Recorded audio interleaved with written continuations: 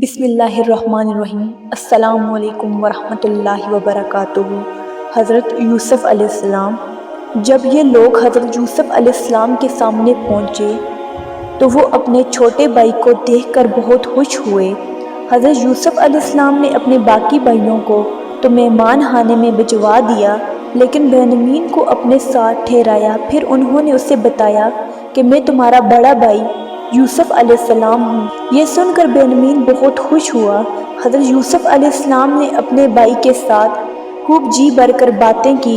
بنیامین نے گھر کے تمام حالات حضرت یوسف علیہ السلام کو سنا دیے۔ جب سے آپ گئے ہیں تب سے ابا جان بہت غمگین اور پریشان رہتے ہیں، حتیٰ کہ آپ کی جدائی میں رو رو کر ان کی آنکھوں کی بصارت بھی چلی گئی ہے۔ یہ سن کر حضرت یوسف علیہ السلام کا بھی دل بھر آیا۔ انہوں نے چاہا کہ بنیامین کو اپنے پاس ہی رکھ لیں، لیکن ان کے بھائی کسی بھی صورت میں ان کو یہاں چھوڑ کر نہیں جا سکتے تھے۔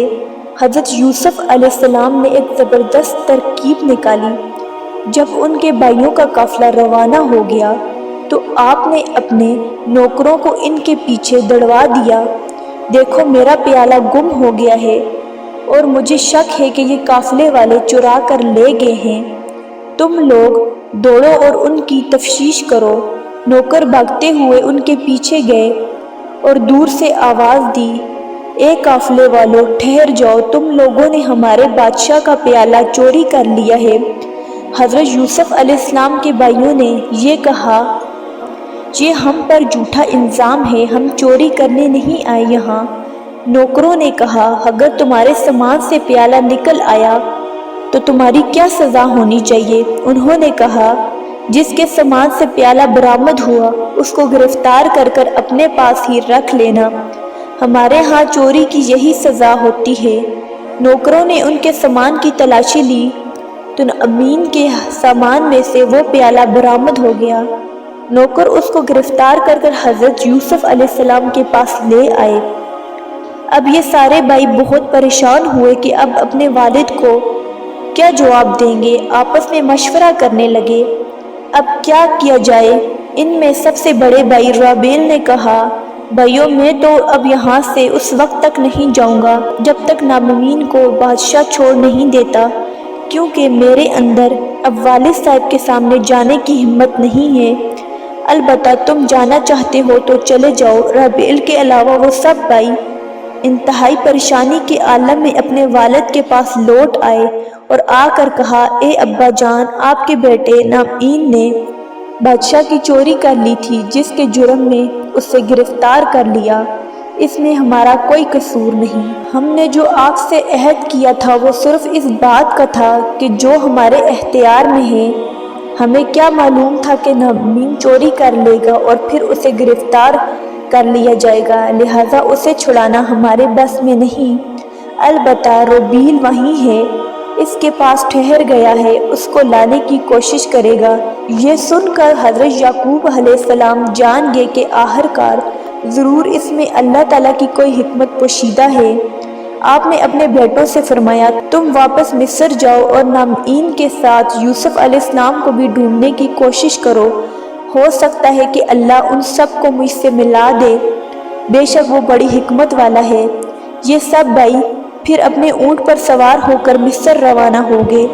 وہاں پہنچ کر انہوں نے حضرت یوسف علیہ السلام کے سامنے التجا کی کہ اے عزیز مصر، قحط نے ہمیں سخت پریشانی میں مبتلا کیا ہوا ہے۔ اس بار غلہ خریدنے کے لیے ہمارے پاس پورے پیسے بھی نہیں ہیں۔ مزید یہ کہ آپ نے ہمارے 2 بھائیوں کو بھی روک لیا ہے، جس کی وجہ سے ہمارے والد صاحب بہت پریشان ہیں۔ آپ مہربانی فرما کر ہمارے حال پر کچھ رحم کھائیں۔ اپنے بڑی بھائی کی یہ بات سن کر حضرت یوسف علیہ السلام کا دل لرز گیا۔ انہوں نے اپنے بھائیوں سے پوچھا، کیا تمہیں وہ وقت یاد ہے جب تم نے اپنے چھوٹے بھائی یوسف علیہ السلام کو کنویں میں ڈالا تھا؟ وہ بہت حیران ہوئے کہ ان کو کیسے پتہ چل گیا۔ پھر انہیں شک ہوا کہ کہیں یہی یوسف علیہ السلام نہیں ہیں۔ انہوں نے پوچھ لیا، کیا آپ یوسف علیہ السلام ہیں؟ حضرت یوسف علیہ السلام نے کہا، جی ہاں، میں وہ یوسف علیہ السلام ہوں جس کو تم نے کنویں میں ڈالا تھا۔ یہ سن کر شرم کے مارے سب بھائیوں کے سر جھک گئے۔ وہ بولے، اللہ کی قسم، بے شک اللہ نے آپ کو ہم پر برتری دی، دراصل ہم ہی قصوروار ہیں۔ حضرت یوسف علیہ السلام نے فرمایا، میری دعا ہے کہ اللہ تعالیٰ تم کو معاف کر دے، وہ سب سے بڑا رحم کرنے والا ہے۔